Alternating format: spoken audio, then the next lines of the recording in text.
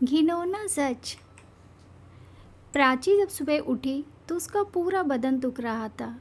उससे अच्छे से चला भी नहीं जा रहा था। उसे लगा कि शादी की थकावट की वजह से इतनी थकान लग रही होगी, पर उस रात की सच्चाई कुछ और ही थी। प्राची एक बहुत ही अच्छे घर की लड़की थी।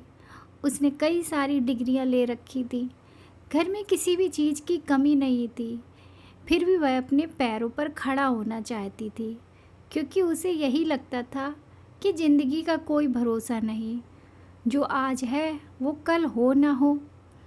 इसलिए प्राची ने एक बड़ी कंपनी में अप्लाई कर दिया और कुछ ही दिनों में उसके घर पर ज्वाइनिंग लेटर आ गया। प्राची तैयार होकर कंपनी में जाती थी। उस कंपनी में एक बहुत ही हैंडसम लड़का भी था, जिसका नाम अभिषेक था। वह बहुत ही शांत स्वभाव का था, ना किसी से ज़्यादा बोलता था और ना ही किसी से ज़्यादा मतलब रखता था। बस अपने काम से ही काम रखता था। एक दिन अभिषेक कंपनी से निकला तो प्राची भी उसी रास्ते से होकर घर जा रही थी। रास्ते में प्राची ने देखा कि अभिषेक गुरुद्वारा के बाहर बैठे बच्चों को खाना खाने के पैसे दे रहा था।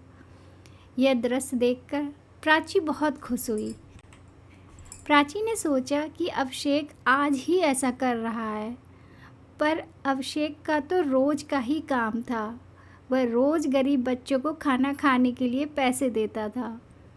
प्राची को अभिषेक की ऐसी आदत देखकर उससे प्यार हो जाता है और प्राची रोज़ सोचती कि आज मैं अभिषेक से बोल दूंगी कि वह उससे प्यार करती है, पर शर्म की वजह से बोल नहीं पाती। एक दिन प्राची कॉफ़ी लेकर अभिषेक के केबिन में गई और अभिषेक को कॉफ़ी का ऑफ़र दिया तो अभिषेक ने हाथ बढ़ा दिया। उसी दिन से दोनों में दोस्ती हो गई। अब अभिषेक और प्राची साथ साथ रहने लगे, साथ में ऑफिस जाना, साथ में लंच करना वगैरह वगैरह। अभिषेक को भी प्राची से हल्का हल्का सा प्यार हो गया था, पर वह भी बताने से डरता था। एक दिन प्राची ने हिम्मत करके अभिषेक को प्रपोज कर ही दिया और अभिषेक ने प्राची का ये प्रपोजल तुरंत स्वीकार भी कर लिया और दोनों खुशी से एक दूसरे के गले लग गए। दोनों में प्यार हुआ। लगभग 6 महीने बीत गए, पर अभी तक किसी ने अपने घर में नहीं बताया था। एक दिन अभिषेक की माँ अभिषेक से बोली, मेरी सहेली की बेटी खुशी आ रही है, उसे देख लेना, मैंने उससे तुम्हारी शादी तय कर दी है। यह सुनकर अभिषेक बोला, मैं खुशी से शादी नहीं करूँगा। मैं प्राची से प्यार करता हूँ और शादी भी उसी से करूँगा। यह सुनकर अभिषेक की माँ को बहुत बुरा लगा और अपने बेटे की जिद के आगे वह मजबूर हो गई और अभिषेक की शादी प्राची से तय कर दी गई। शादी के कुछ दिन बाद अभिषेक को कंपनी की तरफ से दिल्ली जाना पड़ा और प्राची घर पर अकेली हो गई। वह अपने कमरे में सो रही थी।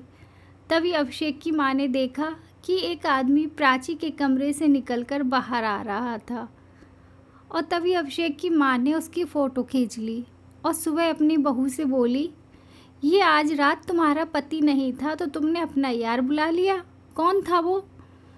प्राची अपने सास की मुँह से ऐसी बातें सुनकर दंग रह गई। अभिषेक की माँ ने उस आदमी की फ़ोटो दिखाई और बोली, कौन है ये? प्राची बोली, माँ जी मैं इस आदमी को नहीं जानती, कौन है ये और ये मेरे कमरे में कैसे आया? सास ने अपनी बहू को धक्के मारकर बाहर निकाल दिया और कहा, मैं ऐसी औरत को अपने घर पर नहीं रख सकती। 2 दिन बाद जब पति घर आया तो उसकी माँ ने अभिषेक को खूब उल्टा सीधा भर दिया।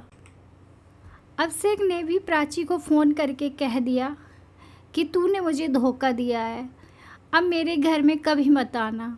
कुछ दिनों बाद प्राची को वही आदमी बाज़ार में मिल जाता है और प्राची उससे पूछ बैठती है कि तुमने उस दिन मेरे साथ क्या किया? तो उस आदमी ने सच सच बता दिया कि मैंने उस रात तुमको छुआ तक नहीं। इस काम को करने के लिए तुम्हारी सास ने मुझे पैसे दिए थे। प्राची का खून खौल उठता है। वह तुरंत ही उस आदमी को लेकर अपने पति के सामने खड़ा कर देती है। प्राची के साथ उस आदमी को देखकर उसकी सास डर जाती है। प्राची उस आदमी से कहती है, उस रात तुम मेरे कमरे में कैसे आए? सबको सच सच बताओ। वो आदमी कहता है, मैंने प्राची के साथ कुछ नहीं किया है। मैं कमरे में आया और निकल कर चला गया ताकि तुम्हारी माँ निकलते हुए मेरी फ़ोटो ले सके और तुम्हारी पत्नी को बदनाम करके घर से बाहर निकाल सके ताकि वो तुम्हारी शादी खुशी से करवा सके। इस काम को करने के लिए तुम्हारी माँ ने मुझे पैसे दिए थे। इतना घिनौना सच जानकर अभिषेक को अपनी माँ के ऊपर बहुत गुस्सा आता है और कहता है कि माँ, तुमसे मुझे ऐसी उम्मीद नहीं थी। अभिषेक की माँ सभी से बहुत माफ़ी मांगी पर अभिषेक उस घर में नहीं रुका। वह प्राची को लेकर दूसरे शहर चला जाता है और वहाँ प्राची और अभिषेक करीब आकर अपनी सारी ख्वाहिशें पूरी करते हैं और खूब मज़े लेते हैं। Thank you. अगर आपको हमारी ये कहानी पसंद आई तो please like, share and subscribe ज़रूर कीजिएगा ताकि मैं आपको और अच्छी अच्छी कहानियाँ सुना सकूँ।